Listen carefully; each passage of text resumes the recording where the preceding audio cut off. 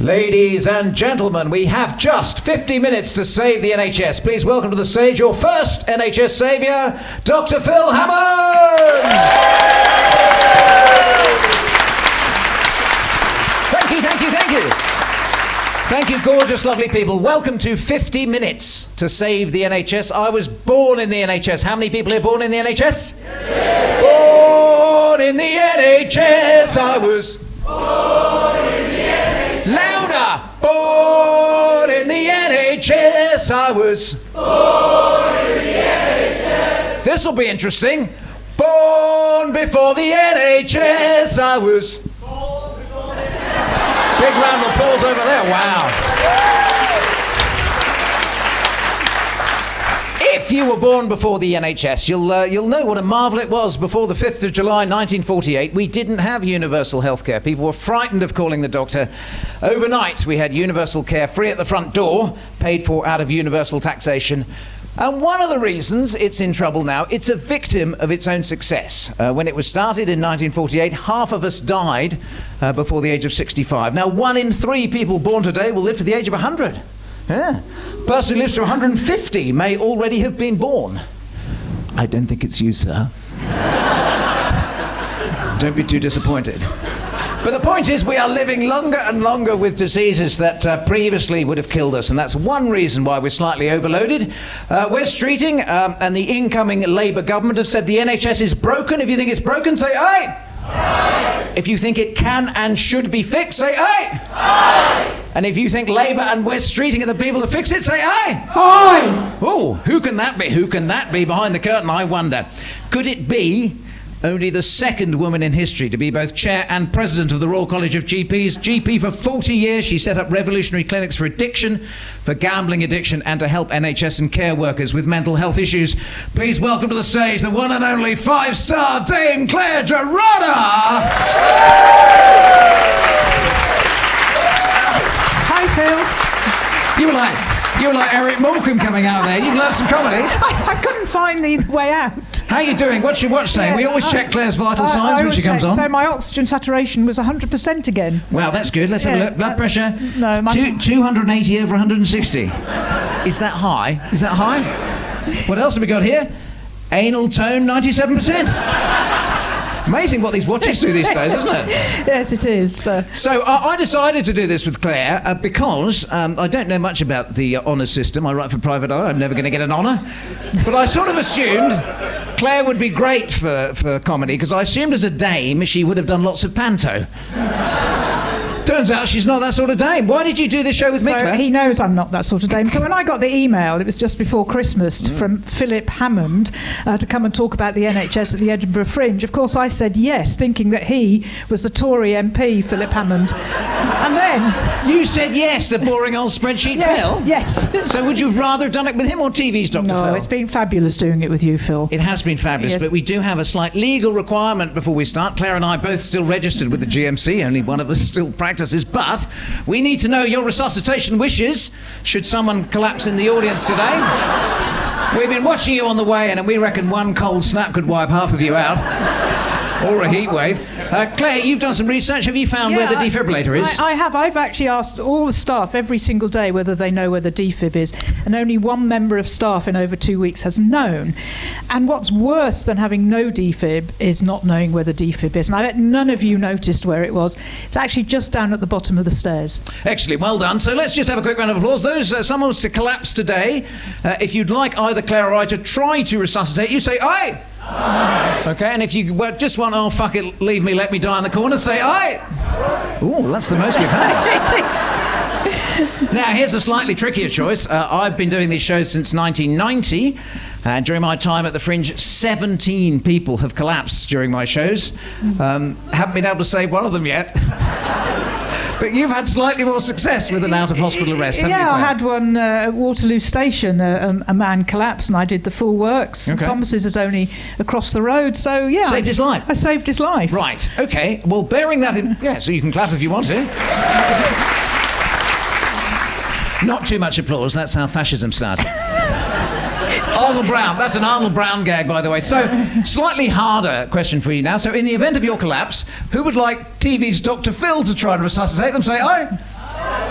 Who would like Professor Dame Clare Gerada to try and resuscitate them? Say aye. Aye. Shit, every time. Thank you. So let's now segue effortlessly into assisted dying. Yes, because this is a comedy programme. This is a comedy programme. Now, we're not suggesting that assisted dying is a good way to save the NHS. That would be slightly mercenary. Particularly if there's a bloke in here reviewing it for the British Medical Journal. However, what we are saying is how many people here, when they get towards the end of their life, would like the opportunity to turn themselves off? Those in favour say aye. Aye. And who would just say, no, leave me be, I want to go on as long as I can watching Cash in the Attic on a loop until I'm 147? Say aye. Aye. And that's fine. Do you remember the good old days when we could agree to disagree in a slightly civil manner? Where do you stand on assisted dying, Claire? Yeah, I'm in favour of assisted dying, and I think we'll actually be the first generation that can choose the time and the place of our death.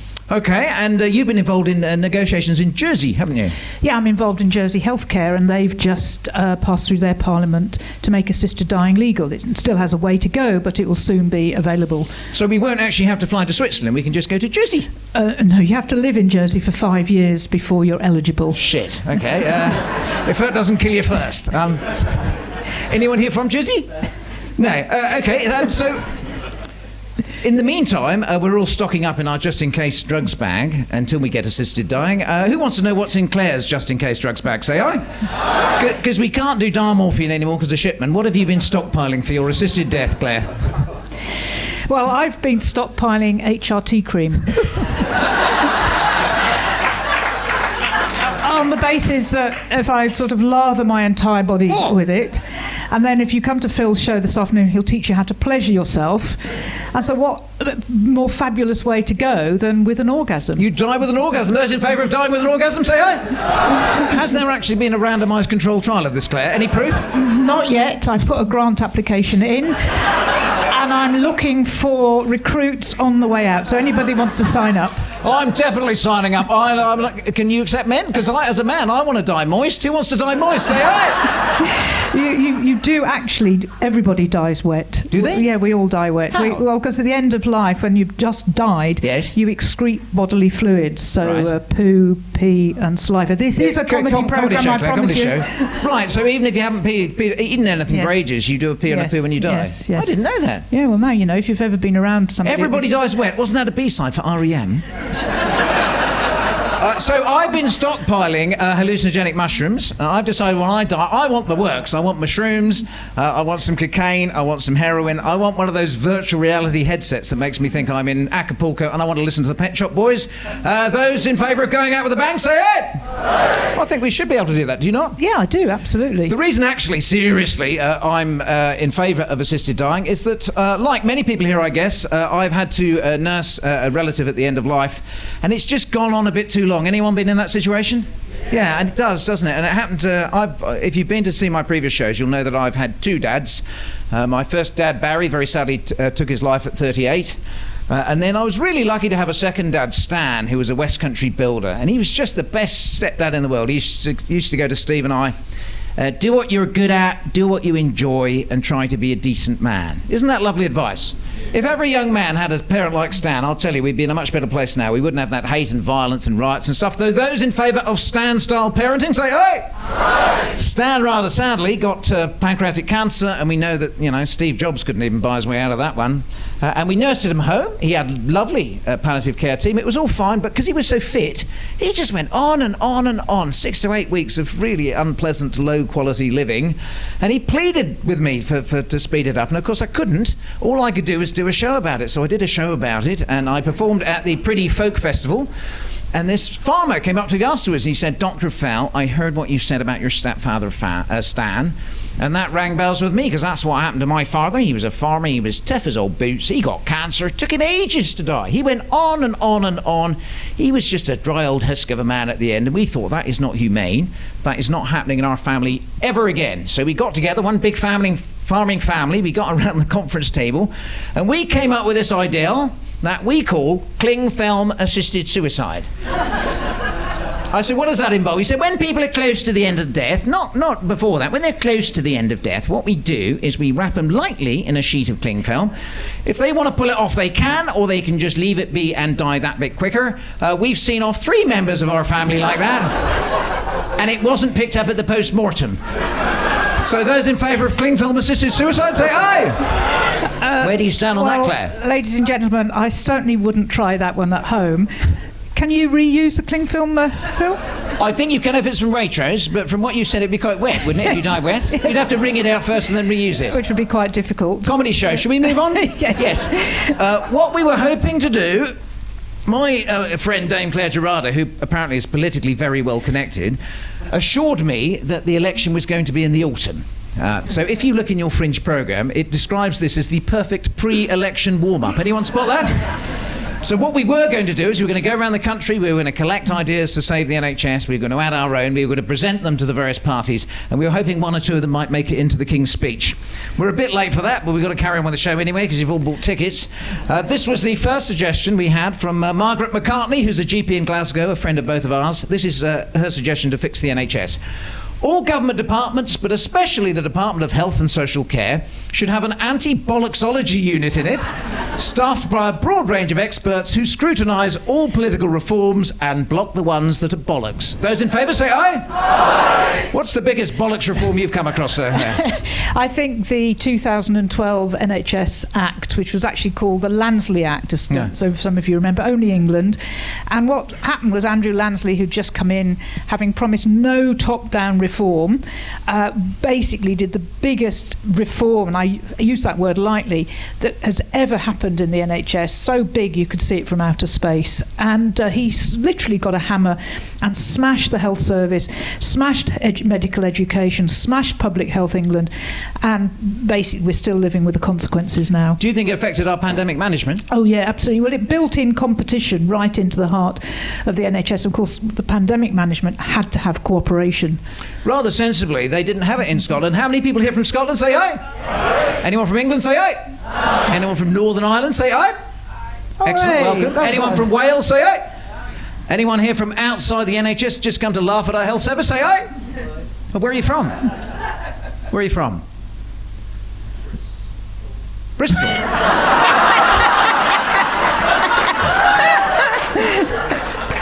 Shall we move on? That's NFB normal for Bristol. That is well done, mate. Beautiful, outside the NHS, lovely. It is interesting because in Bristol they've outsourced 75% of their cataract operations to the private sector. So 75% of NHS cataract operations get done privately. So you could argue that bits of Bristol are outside the NHS, but we're going to move on. I want to know really why the election was early, because it just really confused me, because that tiny little wee bloke who used to be Prime Minister, what's his name? The one who called it early, he took over from the mad woman with the blonde hair who couldn't outlast a lettuce, and she took over from that great big posh bloke who was like a Catherine Wheel of sperm and lies. Remember him? What was his name? What was his? I forgot. It's all. What was his name? I can't remember. What was his name? I can't remember. The only one I can remember is the one that got caught with his pants down in the Department of Health. Matt, that was it. Matt Hancock. Yeah, I think for legal reasons, and particularly as this is being filmed and the bloke from the BMJ is here, we ought to say he wasn't actually caught with his pants down. Okay. He was having a consensual clinch with hands on, but there weren't actually pants down. All right, can you just rephrase that for me, Claire? It was the one that got caught having a consensual clinch with his pants on. Okay. And his name, I won't repeat his name, but I have worked, by the way, ladies and gentlemen, in Richmond House, which is the Department of Health, and it is the most unromantic place you could ever find yourself. So the idea, and it's got CCTV cameras everywhere, so the idea that you could have a romantic affair in that building just beggars belief. Have you not had a romantic clinch in there? No, I haven't. Not even with Jeremy Hunt, your friend Jeremy Hunt? You and Jezza? Little clinch? You're laughing. What are you hiding? Why are you laughing then, Claire? Is that a guilty smile? It's a guilty smile. It's not a guilty smile. I have never had a romantic... He's a bit tall. He probably would have had to lean over a bit, wouldn't he? You're just jealous. I'm just jealous. I have actually met Jeremy Hunt. Well, I don't meet many of the health secretaries. Claire meets them all. But he invited me because he knew that I wrote for Private Eye and I specialised in whistleblowing. And when he first came in, he invited me up to the Department of Health to meet him. And you don't, but I find Jeremy Hunt quite scary because he looks a bit like me without my glasses. He's got those slightly scary, close together Weasley eyes, hasn't he? And it's a bit... Do you not find him a bit scary? No. Anyway, I got inside Richmond House and my bowels got the better of me and I needed to use the toilet and I was squatting down on track number 5, dropping the kids off at the pool. That's a medical term. And there was a bit of graffiti at eye level and it said, there are 2,000 people working in the Department of Health. At this precise moment, you're the only one who knows what he's doing.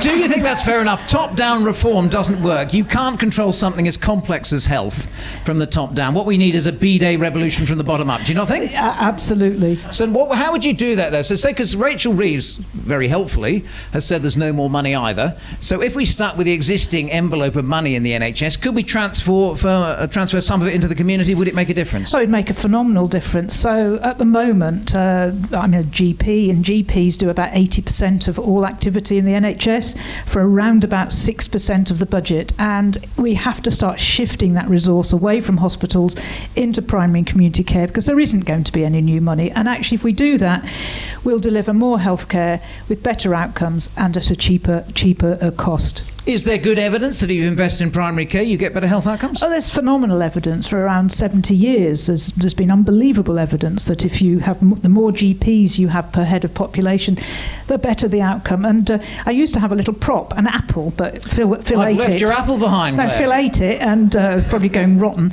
But an apple costs about 30p, unless it's an organic apple, in which case it's about 80p. Yeah, too much information, Claire. Too much information. And it's 30p a day is what a GP gets to look after someone for the whole year. So 30p per day per patient per year, which just isn't enough money. An apple a day is what the doctor gets paid. An apple a day is what the doctor gets paid. That's ridiculous. So you can see why probably many of you can't get appointments with your GP, why there's long queues, etc., etc. So those in favour of taking, say, 4% out of the existing budget and shifting it into primary care, say aye! Oh, they like you on that They one. like it. So this is a bit on voting reform, which I quite like. MPs who don't support proportional representation should have the proportion of their body removed that people didn't vote for. Those in favour say aye. You think you want that, but do you really? Because we're quite balanced, aren't we, and politically neutral. As we are. In your red jacket and mates with West Streeting. We're very politically neutral. Anyone who supports proportional representation should be forced to spend the next 5 years in a bottomless pit with only 92 Reform MPs for company. It's not so good now, is it? You think you want it, but that's what we would have had. It is. I used to be in favour of PR till this election. Yeah. And actually, this election, when you see how intelligent the electorate were in doing tactical voting, and I think we've got a government that's actually going to be able to deliver change rather than chaos. Do you think having decent, compassionate people in charge who tell the truth, will that make a difference? Phil, I do. The NHS has always done better under a Labour government. And this isn't apolitical. It is apolitical. It was going to be before the election, so as you see, we had to be neutral. Yeah. But it has always done better. I have slight concerns, if I might say, that having such a large majority on 34.7% of a 60% turnout is a bit dodge. And I remember Labour last time, who I think did really good stuff in trying to reduce child poverty, but when it started to go wrong, they adopted a slightly bullying, Stalinist hit-your-targets approach. So actually, I think probably we do need a decent opposition. But here is my suggestion to fix the NHS. I think, because I'm half Australian, voting should be compulsory. But also, I think there should be a none of the above option. And in any constituency, if none of the above wins, then you don't have an MP. You spend all the money you would have wasted on an MP and all that back office stuff and all the ridiculous expenses on a community park in the middle of the constituency. And I bet that constituency will have better public health outcomes at the end of the term than one that had MPs. Those in favour say aye. Interesting. And also, if none of the above won the entire election, the whole of the UK would be a community park. Those in favour say aye. What do you reckon, Claire? I think you're taking a cheap shot at MPs. Ooh. I think they do a really good job. Most MPs do a really, really good job. They're committed to their local communities. And actually, I think, they do a good job. Those who think most MPs do a really good job committed to their local communities say aye. All right. Not the most resounding one you've had, Claire, but there we go. I particularly like this. The Spectator hated this one. 2 days ago. People who shelter their money in tax havens can still order an emergency ambulance, but it has to come from the Cayman Islands. Those in favour say aye. There you are. Bloody lefty audience, bloody lefty whingers. My comment to that is it would probably come quicker. Get in there. Gerada doing the gags now. It's odd, isn't it, that we think in this country we really demand first-class public services and yet we're not prepared to pay the taxes for them. How can we encourage people to pay more tax, do you think, Claire? Oh, I think we should take pride in the fact that we can pay tax, that we earn enough money to pay tax to support others who can't pay tax. So it's a badge of honour for living in a civilised society. So how about we have tax pride marches? You go on a tax pride march and you actually wear your tax return on your T-shirt. Those in favour of that say aye. Oh, okay, we're nearly getting there. Don't think they like that one so much. Well, I Phil. don't know. There's a few touch doggers in there, I reckon. Socialists, champagne socialists, we all are. Okay. All members of the cabinet and the medical regulators should be treated in the worst performing hospital in the country. Those in favour, say aye. Where do you stand on the Care Quality Commission? Because rather sensibly, they don't have it in Scotland. No. But the CQC, does it give us value for money? I don't think it gives us value for thank you. money at all. We spend, with on-costs, about £1 billion a year when you take in all the costs. And what do they tell you? They tell you what you already know, which is your building's falling down, you can't get the staff to manage the services you want to, and your patients don't get the care that they need to get. So, and for that, we spend vast sums of money. Is there any evidence that it improves care? No, there certainly isn't. There is evidence for inspection, and that it's mainly around very, very narrow areas, such as pathology, where you've got an absolute number that you can measure something against. But to have an inspection on something as complex as a hospital, or even a GP practice, no. And it takes months to prepare, doesn't it? It takes Months. 3 people a year to prepare or something ridiculous. Well, the average GP, we employ somebody full-time, all Really? the time, just to What, to prepare for the CQC? To prepare for CQC. But your hospitals will also have teams that are there full-time, just preparing for CQC. So those in favour of taking the £1 billion off the CQC, all costs told, and giving it to something else, say aye. So what I would suggest, so most of the useful things I've done in private eye over the years have relied on very brave NHS whistleblowers, starting with Steve Bolson, who was an anaesthetist in Bristol, who told me far too many babies were dying or suffering brain damage after heart surgery. That led to the Bristol Heart Inquiry, and just about all the big stories I've done have involved whistleblowers. The trouble is, almost invariably, we take the whistleblowers out the back of the hospital and shoot them, whether they're doctors, nurses, care workers, even patients and relatives. So I say we take some of the CQC money, we have an office for the whistleblower. It gives the whistleblowers decent legal protection immediately, and also it investigates their concerns promptly. Those in favour say aye. Aye. Excellent. What would you do with your share of the CQC money? I think I'd invest in an office for the health and well-being of the health and care staff, because if we don't look after the staff that are meant to look after us, we're not going to get anywhere. Well done. As we're in Scotland, if we don't mention the fact that Scotland is different to England, so A, they don't have a CQC, and they've done something rather fabulous, haven't they? Scotland has, I don't know whether many of you know, have actually eliminated new cases of cervical cancer. I mean, this was something that's happened very recently. Yeah, give it First country in the world? First country in the world, and that is an amazing achievement if you think about the distress that cervical cancer causes. Yes, indeed, and they've done it with the HPV vaccination, and we use the quadrivalent HPV vaccination, which also dramatically reduces genital warts. Anyone here had genital warts, say aye? Well, I'll tell you, I've been in clinic, I've seen genital warts like a floret of broccoli, and it absolutely destroys your life. So, those in favour of eliminating genital warts too, say aye. Doesn't get the publicity it deserves, genital warts, I'll tell you. No, talking of which, what is that little ribbon you've got on your... Well, my little ribbon. You know when you're a really famous celebrity, you get asked to be a patron of a charity. So you are Doctors in Distress. Yes. That little bugger, Adam Kay, I nurtured him along his career. He's accelerated up the inside. He's now playing far bigger venues I could only dream of, while I'm playing a mid-sized student venue after 34 years. But we're not bitter. Anyway, he is also... Doctors in Distress. Doctors in Distress. Queen Camilla, she is... I think she's osteoporosis, isn't she? She's osteoporosis, and Madonna is breast cancer. Guess what my charity is? Bowel cancer. Herpes Viruses Association is mine. And along the lines of genital warts is that because we don't talk about this stuff, it's really stigmatising. So I used to work in sexual health clinic in Bristol. You'll remember this, sir. Bloke from Bristol. It was part of the NHS, but you'd struggle to find it because it was a porter cabin on top of a plague pit round the back of the eye hospital. And the reason it was there is because we don't talk about sex. It doesn't get on the front page of the Daily Mail. It doesn't get the funding. But it had the most amazing staff who would destigmatise diseases. We used to call them sexually shared infections rather than transmitted.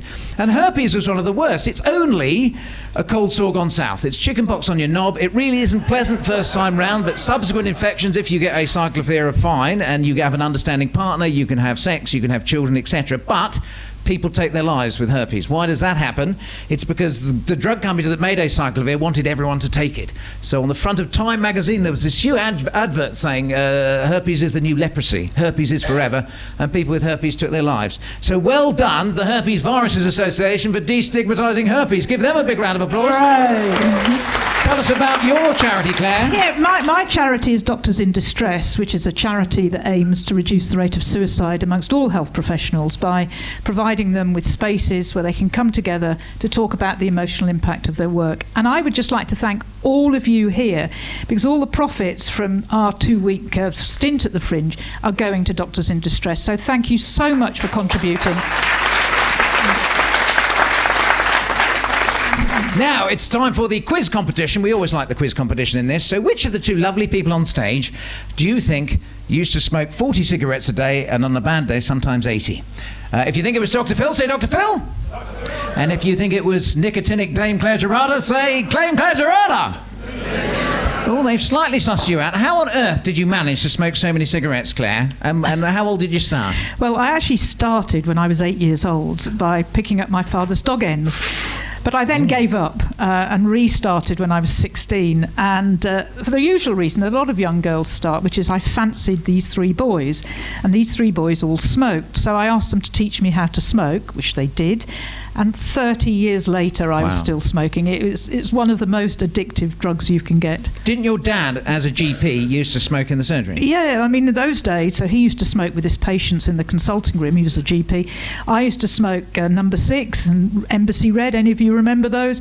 With the patients as they were waiting to see him. Now, Dad got reported to the Peterborough Evening Standard and was put on the front page. So he stopped after that. But it took me many, many decades for me to stop. And how did you manage to stop? What was your secret? Yeah, I mean, I read this book by somebody called Alan Carr, who used to smoke 80 cigarettes a day. And before he died, and he died of a smoking-related illness, he left a real gift, which was this book on how to stop. And it's a fabulous book. You can still get it.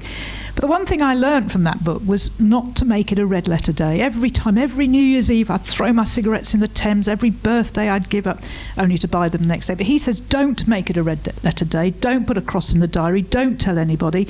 Just stop. And he gives you some hints how to do it. And so that, to me, reframed my thinking of smoking as something that isn't special, that you just give it up. And do you think, because you're a smoker, did that make you interested in working in addiction services? Because you've worked in just about every addiction. And the thing that I noticed when I interviewed you for my Radio 4 programme, Doctor, available on BBC Sounds, is that A, you loved your job, but B, you told me that gambling was the worst addiction you've come across. Why is that so bad? They're all pretty grim, but gambling is, number one, it's, I think, the most stigmatised. People think it's a lifestyle issue, but also you can destroy not just your life or even your children's life, but your grandchildren and your unborn great-grandchildren in the course of a few hours. You can literally gamble away your life savings in a very short period of time. Because you said if you've got like 6 screens open online, you can get rid of £200,000 in half an hour, can you? Well, you can, and most people with problems with gambling have many screens open. And because I've been here, I've been watching lots of daytime TV. There's so much adverts around gambling that make it sound like it's fun. Now, of course, it is fun. But if you're spending more time or money, or somebody on gambling, then please seek help, because it is also the most treatable of all the addictions. Okay, what should people do if they have a habit? Just Google Gamble Aware and it'll direct you. So tell us, how many people here think that we have a personal responsibility to stay as healthy as we can, not just to have decent lives, but to take the pressure off the NHS? Say aye? Aye. Okay, what do you do, Claire, to stay healthy? Because now you've kicked your smoking habit and you look amazing. Well, what do you do? Well, I don't drink. Right. Before 11, that is. You do? Claire, I should say, has 2 large glasses of Pinot Grigio before she comes on stage, but let's not go there. I do goblet squats. Does anybody do them? Gobbling squats? Goblet squats. You sort of carry a weight and just go up and down. It's very, very good for pelvic tone. Is it? Yes. Is that why your anal tone is 97%? He's just jealous. I'm doing it. No, I do these, but I do them as a tribute to my old mate Michael Mosley. He was very into these and very into press-ups. I still find that when I do my squats, I do get a little escape of gas on the upstroke. Anyone get that? Presumably you don't, because you've all tightened up there. Yeah. Does it sort out dribbling? Are you dribbling anymore or not? I'm not dribbling anymore. It does sort out dribbling, actually. It sorts out micturition problems. Okay, my lovely, lovely wife Jo is a GP, been married for 32 years, and she lets me come up to the Fringe, and I love her to pieces for that. But she says, Phil, please will you not wear your light-coloured chinos this year? Because at 62, I've just noticed, just occasionally, you do suffer from a little bit of post-micturition dribble. Anyone else do that? If you're not sure what it is, as my Auntie Queenie used to say, she used to go, Philip, no matter how much you shake your pig, The last little drop goes down your leg. However, I've discovered with my dark-coloured chinos, I can absolutely piss myself on stage. Nobody knows. I'm so wet now, I could be dead. So I've been living with him for the last 2 weeks. I've been having to wash his clothes. You have. Thanks, Mum. Thanks, Mum. It's been lovely, and it's been a slice of the good times, Claire, but let's move on. This suggestion came from a nurse who's worked in the NHS for 50 years. We should write shit happens above every hospital entrance and GP surgery, every dental practice and every care home, so people arrive with realistic expectations. Those in favour say aye. Aye. I like that one. Yes. Well, I mean, you're absolutely right. It is amazing how the health service is the only part of anything we use that we expect zero error. It is, isn't it? But actually, a lot of the shit happens before you get there, don't you? It's interesting, isn't it, that it's not really a national health service. People say it's a national illness service. I would argue it's a national shit happens service. And every person I've ever met living in a shit house has had shit health. You know, how much of our health would you say is socially determined? About 80% of our health is socially determined. So that's what you eat, where you live, what the environment is, how your parents that you've chosen. So it's only 20% is what we do to you. So we need to move from a national health service to a national shit prevention service. Those in favour say aye. Aye. And this is interesting. This comes from my Australian dentist, who I particularly admire. He says, only clean the teeth you want to keep. Why does that matter? It matters because 100%, almost 100% of dental disease is preventable, and yet, what is the commonest operation in young children? It's having all their teeth, rotten teeth, removed under general anaesthetic. How are we going to stop that, Claire? Well, it is appalling. And remember, health begins in the mouth.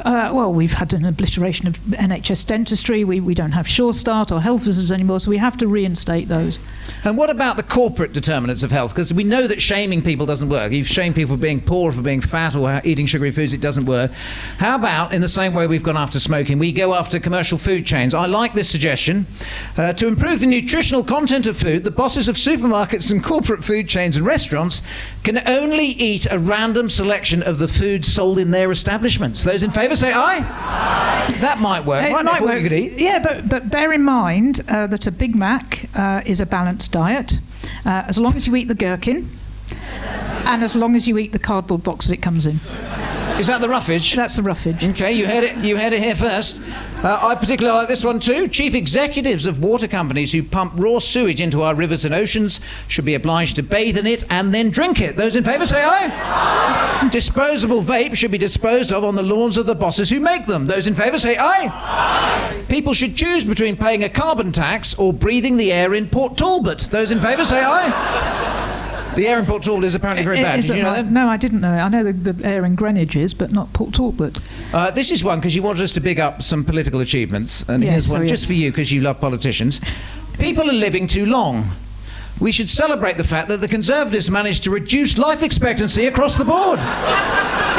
Extraordinary achievement in every age group. That's never been done before. Well, how did they do that, Claire? It is an amazing achievement that for the first time since 1945, the life expectancy has dropped.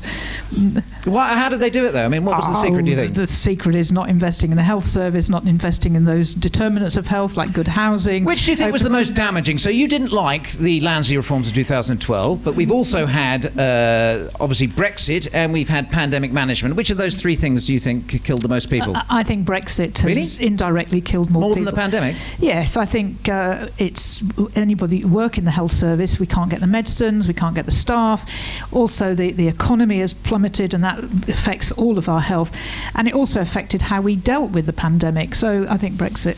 I like this one for a bit of balance. Bashing the NHS is like hitting a watermelon with a sledgehammer.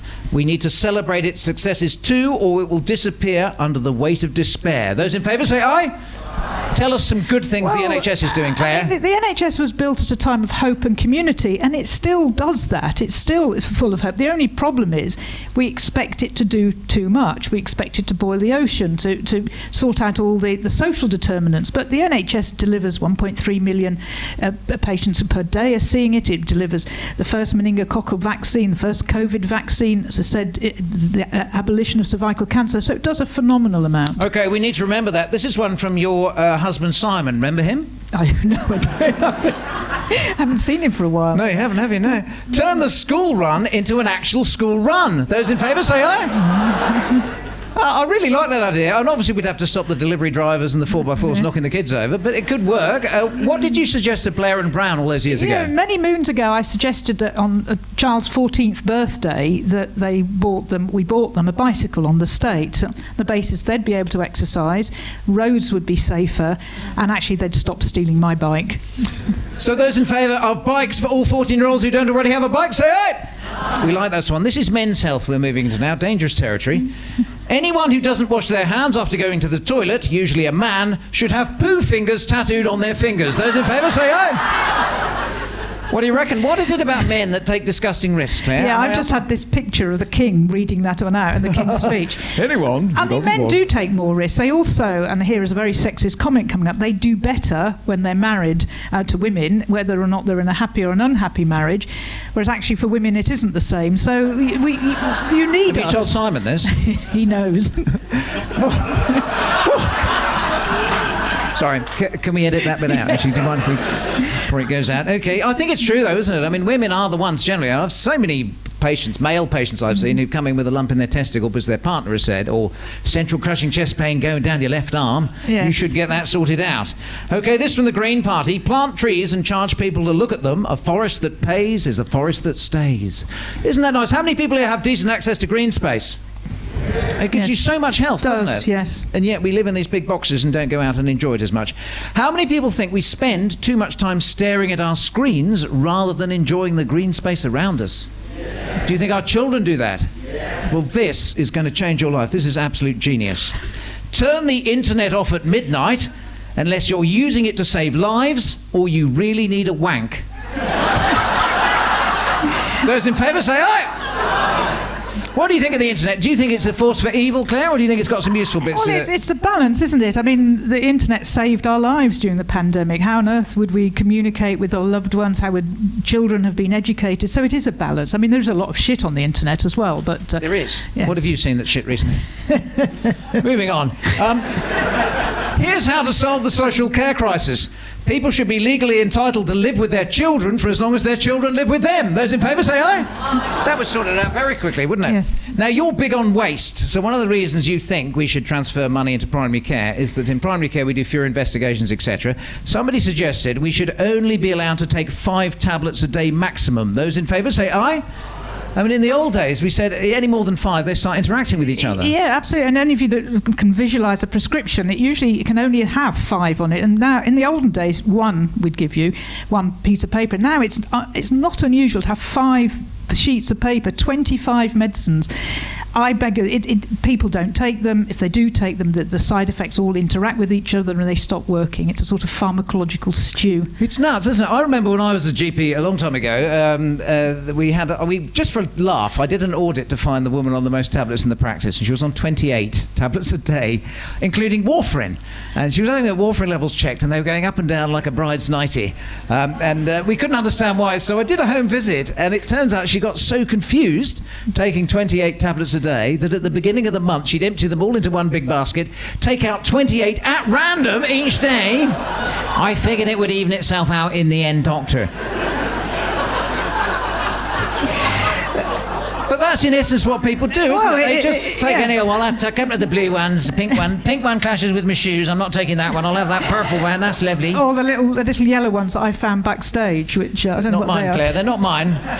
But also, when you do home visits on people after they've died, pretty much the only time you get a home visit these days. But there are buckets of blood pressure pills and stuff in the cupboard under the sink. You get 3 carrier bags full of dead person's tablets, don't you? Why is that? Well, because I think patients feel that they'll offend us if they don't ask for repeat prescriptions, and they sort of just hide it under the cupboard. When my mother died, I went to see, and she had packets and packets and packets of medication. Was it HRT cream? Some of it was. So, who would be happy taking a dead person's tablets? I mean, they don't come highly recommended, but if they weren't past their sell-by date, who would be happy taking somebody else's dead statins or... Say aye? Yeah. Oh, well, that's good. Yes. I particularly like this one. This one came from a GP in Lincolnshire. We should put up a notice in every waiting room saying, if you arrive clutching the Daily Mail health supplement, please be advised that the doctor or nurse reserves the right to roll it up, insert it gently into your anus and set light to it. Those in favour say aye.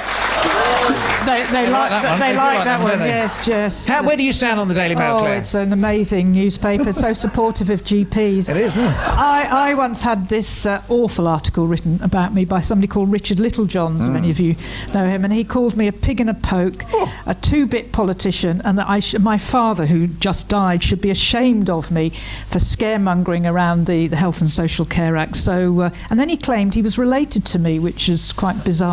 Isn't that bizarre? Because you were my leader back then. You were chair of the Royal College of GPs, and inspired by you, I then went on Question Time, my one and only appearance on Question Time, waving the Health and Social Care Act to Andrew Lancy. Check it out if you want to see it. But I got a fraction of the hate that you got. Oh. You got loads of hate, but because I'm a privileged white bloke who writes for Private Eye, tiny bit of hate, you got loads. Oh, I get loads of hate. I got horrible. I was had a picture of the Independent, put a picture of my home on the front page. Now, you know, normally they put the house and they'll say, worth £1 million or anything. They just put this home, and it looked like a brothel, and they didn't even put what it cost. So obviously it was horrible in terms of what they thought. No, I got terrible there. Can I actually say I've been to Claire's home and it is a brothel? This is the bit of the show I particularly like. Claire is 5-star Gerada. A lot of people don't know this, but she also has a fabulous singing voice. Are we ready for this? Born outside the NHS, I was... Born outside the NHS. Oh, beautiful. So you were one of those pesky migrants coming over here running our public services? Yes, I was born in Africa. My parents were Maltese, so they moved to Nigeria. And then I was born there, and then we came to the UK, where Dad worked for the NHS for 40 years as a GP, and I so admired him, I followed in his footsteps. So that's interesting. So 2 generations of people serving, these bloody migrants coming over here running our public services. How have you felt when we've had awful stuff recently, people throwing bricks at Filipino nurses so they can't go to work? It's been appalling, hasn't it? Because without immigrants, we wouldn't have the health and social care system that we have. So tell us... Put some numbers on that, Claire. I mean, how many people, how many migrant workers are there in the NHS and care around system? 60% of new registrants on the GMC are doctors trained overseas. Now, actually, that isn't entirely a good thing, because we're taking them from countries that can ill afford them. But without immigrants, without the contribution of the Filipinos, the West Indians, all of these people, then actually the system would fall down. And it's not just the doctors and nurses, isn't it? It's every porters, level of the caterers, NHS. Yes. Yeah. So not only are we going to have a big round of applause to the migrant workers, we are going to show solidarity with them. Give them a massive, massive round of applause.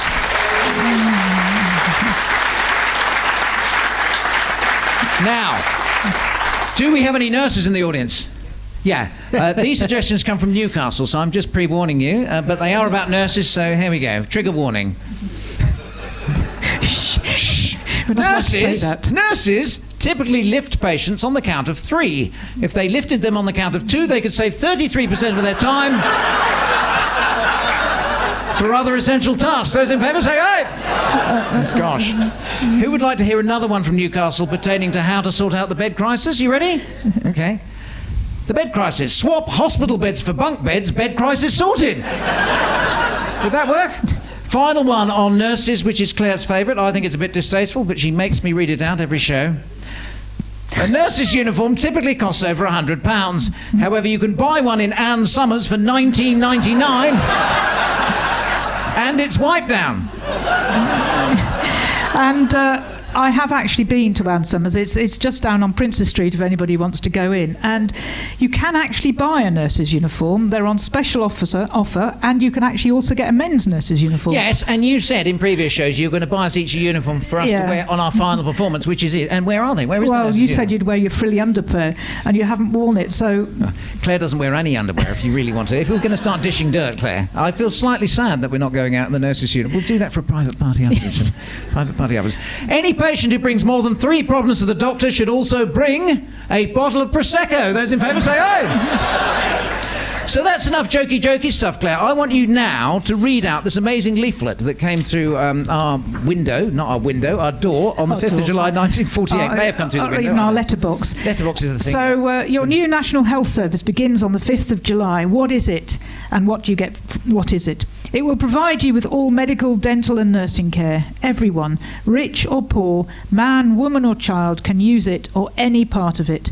There are no charges except for a few special items. There are no insurance qualifications, but it is not a charity. You are all paying for it, mainly as taxpayers, and it will relieve your money worries in time of illness. Isn't that lovely? That's wonderful, beautifully written. You would struggle.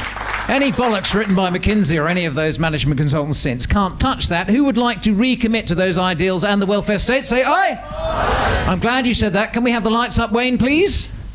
So when you say you commit to the NHS and the welfare state, what you're saying is you would turn to a stranger in this audience, as we're going to do now. You're going to look them in the eye and you're going to say, I love you. And when you get sick, you can have some of my money. Give it a go. Give it a go. I love you. And when you get sick, you can have some of my money. Thank you. Now, what we're now saying, what Claire and I are arguing is we move to a more preventative model. We have to move upstream. Instead of pulling people out of the river of shit, we have to wander upstream and stop them falling in. So now I want you to turn to a stranger, look them in the eye and say, I love you, and let's put our minds and money together to stop us getting sick in the first place.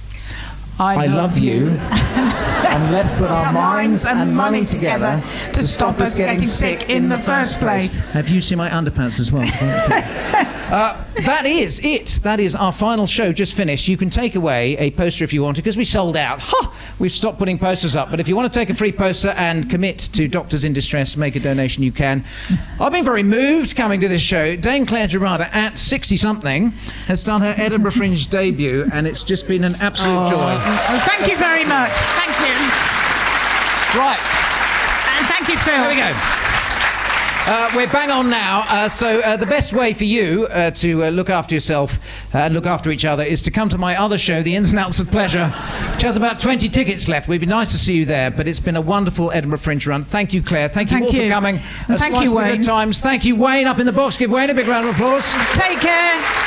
Lots of fun. And if you feel brave, I want you to stand up now and do a goblet squat with Claire and I. If some air comes out of the upstroke, don't worry, that's perfectly normal. Bloody hell, that's good. That's nice and tight. That's nice and tight. Thank you very much. Thank you very much. Good night. Bye.